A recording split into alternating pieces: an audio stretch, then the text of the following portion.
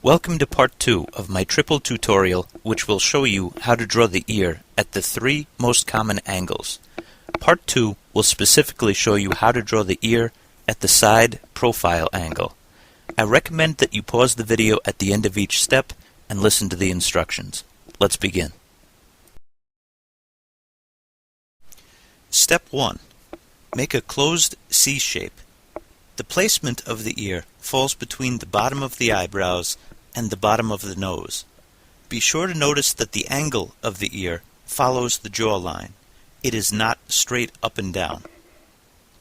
Step 2. Make the candy cane shape. Notice that the candy cane closely resembles a smaller C shape. Step 3. Make a bubble letter C shape. Notice that the bottom of this shape is a triangle. Welcome to the shading part of the tutorial. I'm using a blending stump. You could use a Q-tip if you don't have a blending stump, or a paintbrush. I am putting in the darker areas first. So the candy cane shape, that's definitely one of the darker areas, especially towards the inner part of the ear, or the part of the ear that's closer to the nose. Let's put it that way.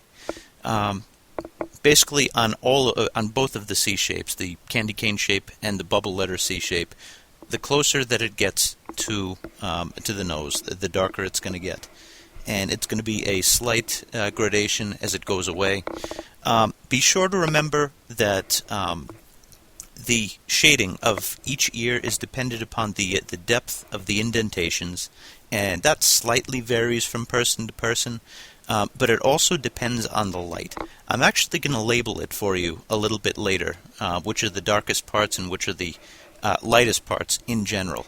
But remember, that is all dependent upon lighting conditions. So I'm shading the bottom. Obviously, if there was light that came from the bottom, such as light reflecting off of the water, that would have changed. But usually we have lights on top of us anytime that we're indoors.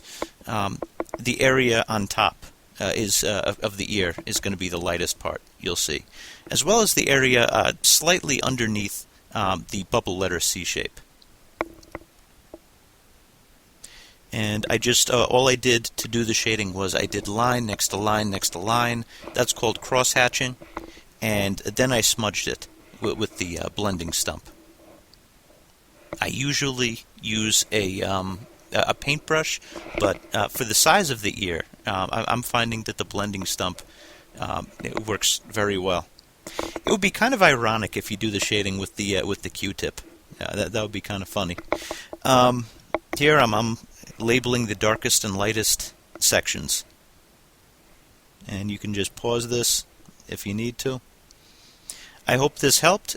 Be sure to check out the other ones, the 3/4 view and the front view, and there's going to be links for those coming. Here they are right now, so you could click on those links or you could subscribe.